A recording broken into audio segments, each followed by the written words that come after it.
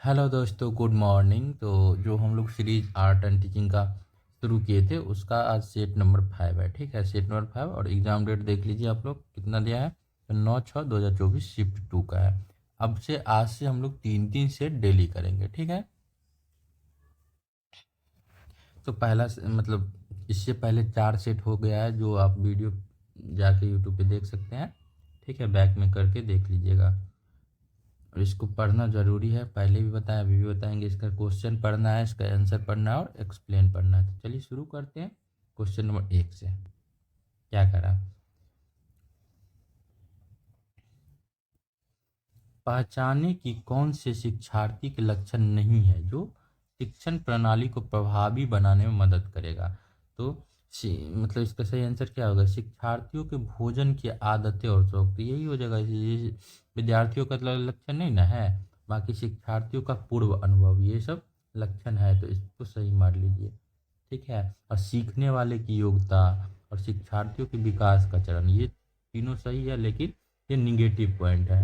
ये जो है बी नंबर निगेटिव है। शिक्षार्थियों के भोजन की आदतें और शौक पे तो एक्सप्लेन क्या कर रहा है, देखिए। शिक्षार्थी के भोजन की आदतें और शौक एक ऐसा लक्षण है जो शिक्षण प्रणाली को प्रभावी बनाने में मदद नहीं करता है, तथा शिक्षार्थी के पूर्व अनुभव, सीखने की योजना और शिक्षार्थियों के विकास के चरण शिक्षण प्रणाली को प्रभावी बनने में मदद करती है। नेक्स्ट क्वेश्चन है, शिक्षक इसकी अनुपस्थिति में शिक्षार्थियों से कई उपयोगी प्रक्रिया प्राप्त नहीं कर सकता। किसके अनुपस्थिति में, प्रेरणा के। ठीक है, क्या करा, शिक्षक प्रेरणा की अनुपस्थिति में शिक्षार्थियों से कोई उपयोगी प्रतिक्रिया प्राप्त नहीं कर सकते। शिक्षक को शिक्षार्थी की प्रेरणा की आवश्यकता होती है ताकि वे सीखने में सक्रिय रूप से भाग ले सके और उपयोगी प्रतिक्रिया दे सके। नेक्स्ट है, छोटे छोटे सहयोगात्मक शिक्षण समूह में विद्यार्थियों की संख्या कितनी होती है, कितनी होती है, 3 से 4 होती है। देखिए, छोटे सहयोगात्मक समूहों में विद्यार्थियों की संख्या आमतौर पर 3 से 5 होती है, और यह संख्या समूह के भीतर सक्रिय भागीदारी और कौशल की विविधता को बढ़ावा देता है। ठीक है, प्रोसेस ओरिएंटल ग्रुप इंगेटिव लर्निंग, मतलब ठीक है, इस विधि में क्या होता है, तो समूह में आमतौर पर कितने होते हैं, 3 से 4, 3 या 4 छात्र होते हैं जो टीम में काम करते हैं। मतलब ये सब एक टीम की तरह काम करते हैं, 3 से 4 छात्र। ठीक है, लेकिन विकल्प में क्या दिया है, 3 से 5 विद्यार्थी को विकल्प नहीं है, तो प्रश्नों के अनुसार ये सही होगा। लेकिन होना चाहिए 3 से 5। देखिए, वैसे होना चाहिए 3 से 5, लेकिन प्रश्नों में विकल्प नहीं है, इसलिए 3 से 4 हुआ। नेक्स्ट है, पदानुक्रम के उच्चतम स्तर क्या है। पदानुक्रम तो मूल्यांकन हो जाता है सबसे। तो देखिए, ब्लूम के वर्गीकरण के अनुसार पदानुक्रम के उच्चतम स्तर पर मूल्यांकन हो जाता है।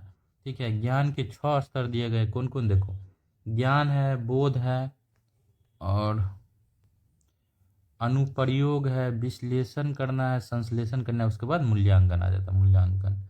और इसके मतलब उच्च क्रम के अनुसार क्या हो जाए, देखिए, पहले मूल्यांकन, फिर विश्लेषण, फिर संश्लेषण, ये स्तर उच्च क्रम की संज्ञानात्मक कौशल को दर्शाता है। ठीक है, उल्टा मतलब किसी भी चीज का मूल्य या मूल्य निर्धारित करने की प्रक्रिया क्या कहलाता है, किसी भी चीज का मूल्य या मूल्य निर्धारित करने की प्रक्रिया क्या कहेंगे, मूल्यांकन कहेंगे। किसी भी चीज का मूल्य या मूल्य के निर्धारण करने की प्रक्रिया को मूल्यांकन कहते हैं। मूल्यांकन का अर्थ होता है किसी चीज के मूल्य या मूल्य निर्धारित करना। आकलन, आकलन क्या होता है, देखिए, तो आकलन का अर्थ है कि किसी चीज की गुणवत्ता, महत्व और मूल्य का अनुमान लगाना। यह मूल्य निर्धारण की प्रक्रिया का एक हिस्सा है। नेक्स्ट है व्याख्यान विधि। व्याख्यान विधि क्या होता है, तो शिक्षक अधिक सक्रिय है और छात्र निष्क्रिय है। क्या होता है, शिक्षक अधिक सक्रिय होता है और छात्र इसमें व्याख्यान, क्योंकि व्याख्या करते रहते तो छात्र तो बस सुनता रहता है ना, तो इसीलिए बोला वो निष्क्रिय है। व्याख्यान विधि, देखिए, व्याख्यान विधि शिक्षक अधिक सक्रिय होते हैं, इसमें शिक्षक टीचर जो होते हैं अधिक सक्रिय होते हैं, बच्चे जो होते हैं निष्क्रिय होते हैं, और मुख्य रूप से जानकारी का प्रेरक होते हैं शिक्षक। शिक्षक विषय वस्तु को छात्रों के सामने प्रस्तुत करते हैं और समझते हैं और व्याख्या करते हैं, जबकि छात्र निष्क्रिय श्रोता के रूप में होते हैं और इस विधि में शिक्षक सूचना का प्रवाह नियंत्रित करता है और छात्र निष्क्रिय भूमिका निभाता है, क्योंकि सीधे तौर पर चर्चा, प्रश्न पूछ और गतिविधियों में संलग्न नहीं होते हैं। नेक्स्ट है, निम्नलिखित कथनों पर विचार करिए।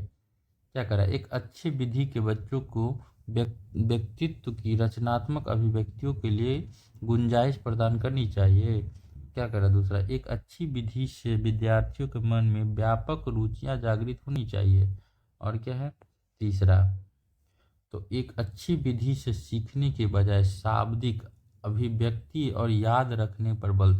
याद रखने वाला आ गया तो भी तो ये निगेटिव हो गया, तो ये तो कट ही जाएगा, तो इसका सही आंसर हो जाएगा 1 और 2।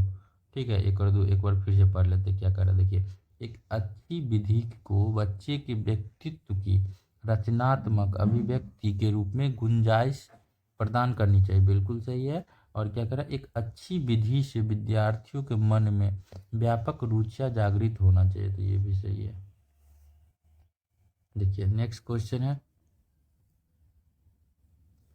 ईवीएस में एक अच्छे होम असाइनमेंट का मुख्य रूप से ध्यान केंद्रित करना चाहिए। किसको, ये हो जाएगा विस्तृत के लिए चुनौती और उत्साह देना।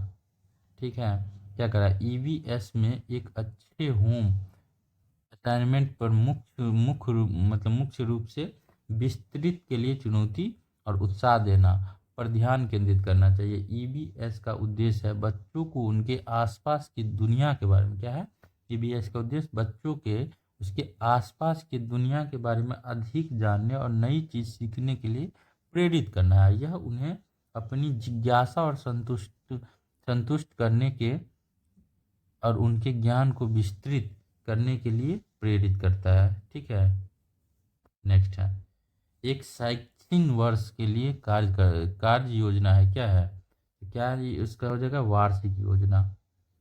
क्या करा, एक शैक्षिक वर्ष के लिए कार्य योजना एक वार्षिक योजना होता है।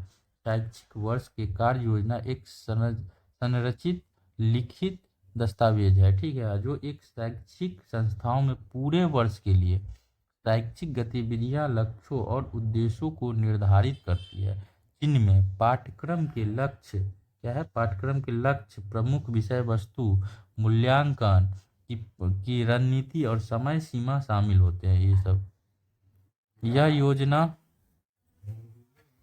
योजना शिक्षकों, छात्रों और अभिभावकों को वर्ष के लिए शैक्षिक कार्यक्रम, लक्ष्य और उद्देश्यों के बारे में एक स्पष्ट और विस्तृत रूपरेखा प्रदान करती है।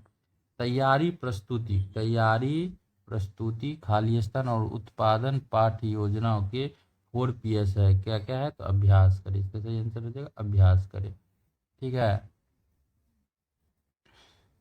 देखिए, तैयारी, प्रस्तुति, अभ्यास करें, उत्पादन पाठ्य योजना के 4 Ps है। ठीक है, ये चारों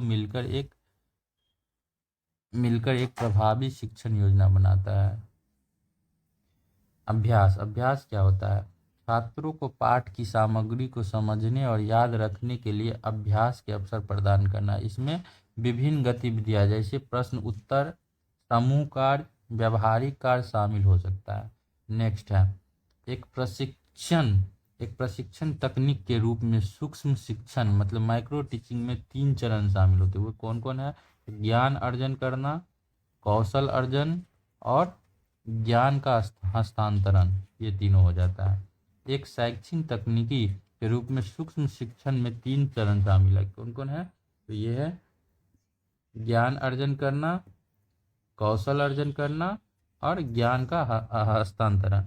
ज्ञान अर्जन में शिक्षक प्रशिक्षु को शिक्षण के विभिन्न पहलुओं और कौशल के बारे में जानकारी मिलती है। नेक्स्ट है, माइक्रो टीचिंग का लाभ नहीं है। कौन सा लाभ नहीं है, तो शिक्षण स्थितियों पर नियंत्रण और का अभाव, ये इसका लाभ नहीं है। तो लाभ है क्या क्या, तो इसका हो जाएगा तत्कालीन प्रतिक्रिया, पुनः पाठ योजनाओं का अवसर और एक समय में एक सीखने के कौशल पर ध्यान केंद्रित करना, ये सब हो जाएगा माइक्रो टीचिंग। शिक्षण स्थितियों पर नियंत्रण का अभाव सूक्ष्म शिक्षण का लाभ नहीं है। तत्काल प्रतिक्रिया में शिक्षक को तुरंत फीडबैक मिल जाता है, जिससे वे अपने शिक्षण गतिविधियों को सुधार सकता है। पुनः पाठ योजना के अवसर सूक्ष्म शिक्षण में शिक्षक एक पाठ को दोहराकर विभिन्न दृष्टिकोण से प्रयास कर सकते हैं, एक समय में एक सीखने के कौशल पर ध्यान केंद्रित कर सकते हैं और उस जगह उस पर महारत हासिल कर सकते हैं। नेक्स्ट है, शिक्षण में अनुभवी सदस्य अपरिक अपरिक्त व्यक्तियों का मार्गदर्शक किसके द्वारा करते हैं? तो ये जो है योग्यता के द्वारा। किसकी? योग्यता के द्वारा। देखिए, जीवन का समायोजना के द्वारा क्या हो जाएगा? यह विकल्प जीवन की समायोजना से संबंधित है, जो मार्गदर्शन पर एक पहलू हो सकता है लेकिन मुख्य आधार नहीं हो सकता है। नेक्स्ट है, शिक्षक शिक्षण के मॉडल का वर्णन है कि किसमें? तो शिक्षक और छात्रों की बातचीत सहित शिक्षक का व्यवहार, शिक्षक और छात्रों के बीच बातचीत सहित शिक्षकों का व्यवहार, यह शिक्षक का मॉडल का वर्णन हो सकता है। देखिए क्या कह रहा है, शिक्षक के मॉडल शिक्षक और छात्रों के बीच बातचीत सहित शिक्षक के व्यवहार का वर्णन करता है। ठीक है, शिक्षक मॉडल शिक्षक और छात्रों के बीच होने वाले बातचीत के स्वरूप, शिक्षण के व्यवहार और शिक्षक द्वारा कक्षा में उपयोग किए जाने वाले तरीकों को दर्शाता है। ठीक है, यह शिक्षक के कक्षा में व्यवहार, सीखने का माहौल और विषय वस्तु को समझने के तरीकों को स्पष्ट करता है। प्रशासन का इतिहास पुराना है, कितने वर्ष पहले? तो 5000 ईसा पूर्व। प्रशासन का इतिहास जो है 5000 ईसा पूर्व जितना पुराना है। मेसोपोटामिया और मिस्र जैसी शुरुआती सभ्यताओं में जटिल प्रशासनिक प्रणाली विकसित है, इनमें सिंचाई, कर संग्रह और बड़े निर्माण कार्यों का प्रबंधन शामिल है। यह संगठित प्रशासन का सबसे प्रारंभिक प्रमाण है जो आधुनिक शासन की नींव बनी। खाली स्थान क्या कर रहा है? यह समय बिताने का एक सुखद तरीका है। क्या? तो इसके अलावा निम्नलिखित कारणों में खेल युवा बच्चों के विकास में एक महत्वपूर्ण भूमिका निभाता है। ठीक है, मतलब किसके अलावा? तो इसके अलावा यह समय बिताने का एक सुखद तरीका है। बाकी इसमें पॉजिटिव कौन कौन हो जी? वे अपने शरीर का निपुणता प्राप्त करता है। बिल्कुल सही बात है, ये सही है। यह उनकी इंद्रियों को उत्तेजित करता है, ये भी सही। लेकिन ये निगेटिव है, सी नंबर। और डी क्या है? ये भी सही है। ये एक नए कौशल हासिल करता है और सीखने के मतलब सीखते हैं कि कब उपयोग किया जाए, किस में? तो खेल युवा बच्चों के विकास में, मतलब जो खेलता है उसके लिए बच्चों में क्या क्या विकास होता है। देखिए, सभी शोधकर्ता इस बात से सहमत है कि बच्चे खेल के माध्यम से सीखते और खेल विकास को पोषित करते हैं। खेल केवल समय बिताने का एक तरीका नहीं है, बल्कि यह सिखाता है क्या? कैसे अन्वेषण करे, कैसे सीखे, दोस्त कैसे बनाए और कैसे कल्पना का उपयोग करें। ठीक है, अगला क्वेश्चन है, आजीवन सीखने के लिए सूचना साक्षरता पर दिशा निर्देश किसने विकसित किया था? कौन किया था? तो ये किया था IFLA। ठीक है, IFLA जिसको क्या बोलते हैं? देखिए, अंतर्राष्ट्रीय दिशा निर्देशक, international federation of library association and institution. ठीक है, चलिए अगला क्वेश्चन है। देखिए इसमें कुछ और दिया है। IFLA की स्थापना 1927 में स्कॉटलैंड में हुआ था। ठीक है, और इसका कोलिजियम इसके प्रथम अध्यक्ष थे। कोलिजियन इसके प्रथम अध्यक्ष थे। और IFLA जनरल सॉल ने 4 बार प्रकाशित होता है। जनरल साल मतलब जनरल साल में, एक साल में 4 बार प्रकाशित होता है IFLA। चलिए एक पर क्या कह रहा है अगला क्वेश्चन, एक परमादर्शिता के रूप में शिक्षक को माना जाता है। क्या माना जाता है? तो कक्षा में अलग अलग बच्चों पर नज़र रखते हुए मार्गदर्शन करने वाला। क्या कहता है? एक परमादर्शिता के रूप में शिक्षक की कक्षा में अलग अलग बच्चों पर नज़र रखते हुए मार्गदर्शक करने वाला माना जाता है। शिक्षक छात्रों को उचित मार्गदर्शक द्वारा उसकी क्षमताओं और योग्यताओं को बदलने में मदद करता है। नेक्स्ट है, निम्नलिखित में से कौन एक शिक्षक को कक्षा में सकारात्मक माहौल को बढ़ावा देने में मदद करेगा? कौन करेगा? तो सभी। कौन कौन है इसमें? कक्षा में सख्त अनुशासन बनाए रखना, खेलो और सीखो पद्धति लागू करना, प्रत्येक छात्र को अपनी गति से सीखने का अवसर देना। अनुशासन भी लगा सकता है, खेलो और सीखो की पद्धति भी लागू कर सकता है, और उसको प्रत्येक छात्र को अपने अनुसार उसकी गति को सीखने का अवसर देना। ठीक है, नेक्स्ट है, शिक्षण में विभिन्न प्रयोग इसलिए किए जाते हैं क्योंकि क्यों किए जाते हैं, तो पढ़ना आसान हो जाता है, और क्या करता है, छात्र कक्षा में ध्यान देता है, और क्या है, शिक्षण रोचक हो जाता है। तो उपयुक्त सभी हो जाएगा आंसर। देखिए, मूल्यांकन का उद्देश्य क्या होता है, मूल्यांकन का तो क्या हो जाता है, मूल्य गुण निर्धारण। मूल्य गुण निर्धारण हो जाएगा। देखिए, मूल्यांकन एक प्रमुख उद्देश्य किसी चीज़ का मूल्य या गुण गुण निर्धारण करना। तो मूल्यांकन में किसी वस्तु, व्यक्ति या प्रक्रिया में मूल्यांकन किया जाता है, जो फिर उसकी विशेषता, गुण और मूल्यों के बारे में एक निर्णय लिया जाता है। अगला क्वेश्चन है, व्यवहार के नमूने के लिए किस उपकरण का उपयोग किया जाता है, किसका किया जाता है उपयोग, ये किया जाता है परीक्षण। व्यवहार के नमूने के लिए किस उपकरण का प्रयोग किया जाता है, परीक्षण। देखिए, व्यवहार के नमूने के लिए परीक्षण उपकरण का उपयोग किया जाता है। माप का उपकरण के रूप में परीक्षण अधिगम व्यवहार के उत्पाद से संबंधित उपयोग के अलग अलग संदर्भ में शिक्षा के विभिन्न उद्देश्य की प्राप्ति को सुविधाजनक बनाने के लिए विभिन्न प्रकार के प्रशिक्षण प्रचलन में होते हैं।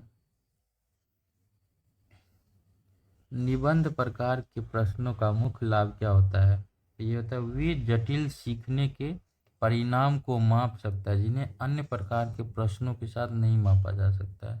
ठीक है, क्या करें, देखिए, निबंध प्रकार के प्रश्न मुक्त अंतः मूल्यांकन का एक रूप है, जिसके लिए विद्यार्थियों को अपने शब्दों में उत्तर तैयार करने की आवश्यकता होती है। निबंध प्रकार के प्रश्नों का मुख्य लाभ यह है कि वे जटिल सीखने के परिणामों को माप सकते हैं, जिन्हें अन्य प्रकार के प्रश्नों के साथ नहीं मापा जा सकता।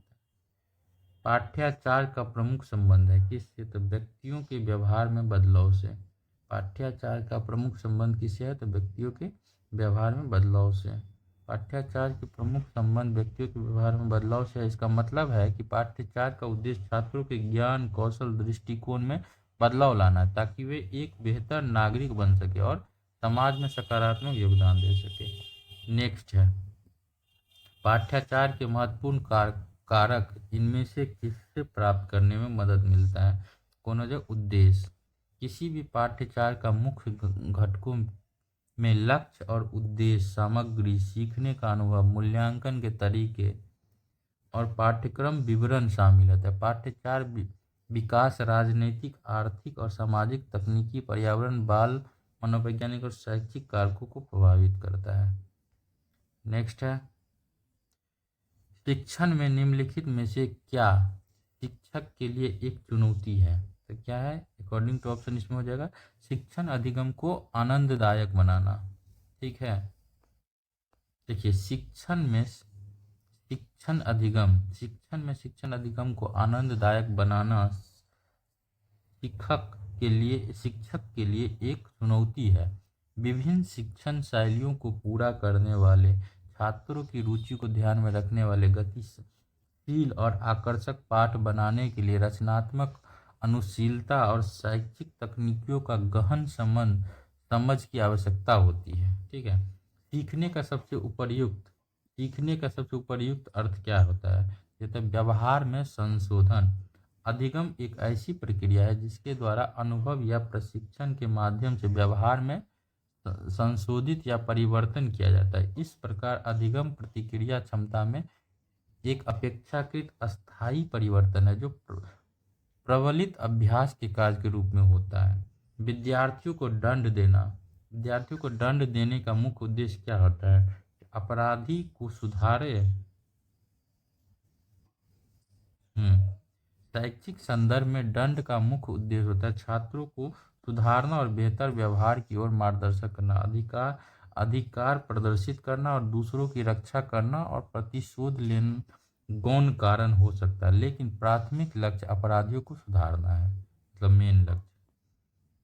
सवाल पूछना, अगर एक महीने तक बिजली नहीं हो तो हमारे जीवन में कैसे प्रभावित होगा, इसका उद्देश्य क्या है, तो छात्रों के कल्पनाशील और सोच कौशल को बढ़ावा देना। वो सोचेगा ना, अगर नहीं रहेगा बिजली तो कैसे कैसे कैसे, तो उसके दिमाग पे जोर पड़ना। 1 महीने तक बिजली नहीं रहने पर हमारा जीवन कैसे प्रभावित है? ये शिक्षण का ऐसा प्रश्न पूछकर अपने छात्रों की सोच और कल्पनाशील क्षमताओं को आकलने या मापने का प्रयास करता है, जो वर्गीकरण में मूल्यांकन का यह रूप अनुप्रयोग स्तर पर होता है। बताओ, इनमें से कौन से सहायता सबसे सरल और उपयोग में आसान और महंगी नहीं है? कौन सा नहीं है? तो ट्रांसपेरेंसीज, ठीक है, ये महंगा नहीं है। नेक्स्ट, अब आ जाइए, यहाँ से जीके चालू हो जाता है। गांधी जी दक्षिण अफ्रीका किस कंपनी के केस लड़ने के लिए गए थे? इसके दादा अब्दुल्ला कंपनी।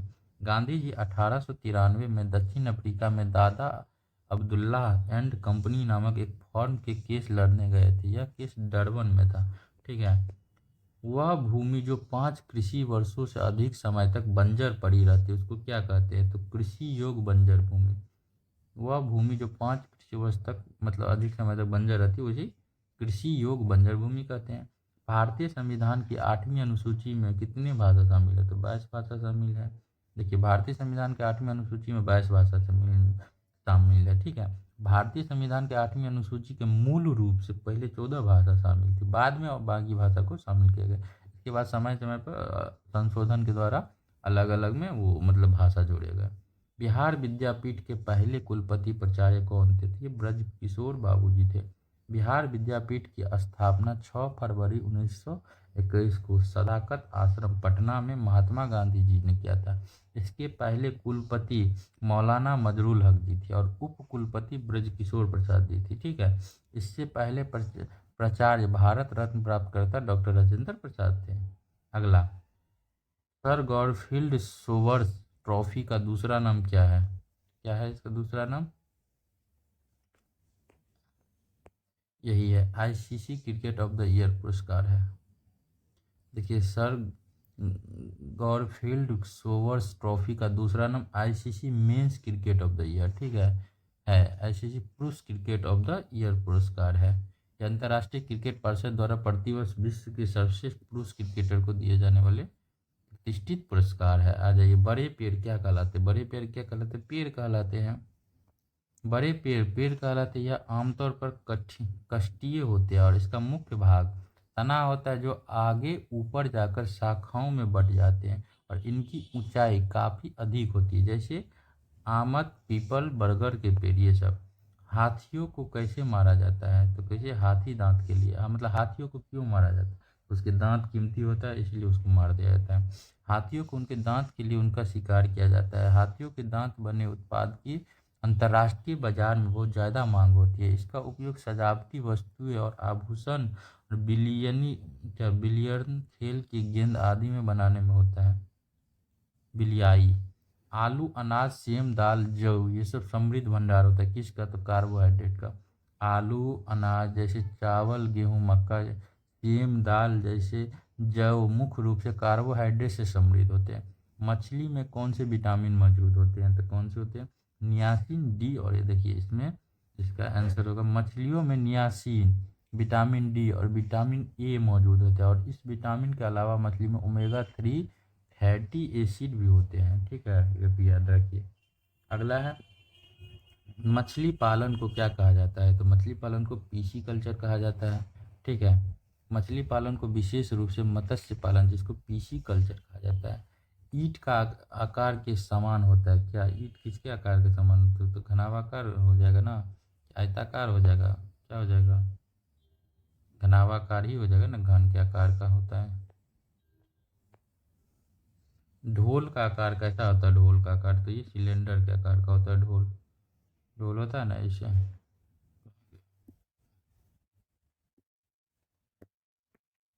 इसी तरह से सिलेंडर भी तो होता है। देखिए, अब आ जाइए, यहाँ से क्वेश्चन है, इसको तो इजी बना ले। Zero minus minus minus minus क्या हो जाएगा? प्लस हो जाएगा, तो प्लस में जुड़ जाएगा, 4 हो जाएगा। जीरो माइनस इंटू माइनस क्या हो जाता है? प्लस हो जाता है। ये चीज़ याद रखिए। तो यहाँ पर 4 हो जाएगा। आ जाइए, वही चीज़ है, इतना इतना का गुणनफल क्या प्राप्त होगा?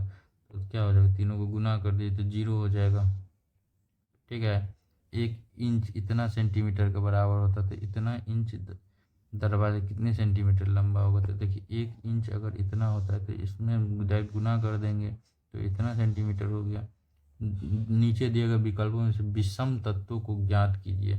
विषम, देखिए अफ्रीका, यूरोप, एशिया, ये सब क्या है, महादेश है, लेकिन ये यूक्रेन क्या है, देश है, इसलिए ये अलग हो गया।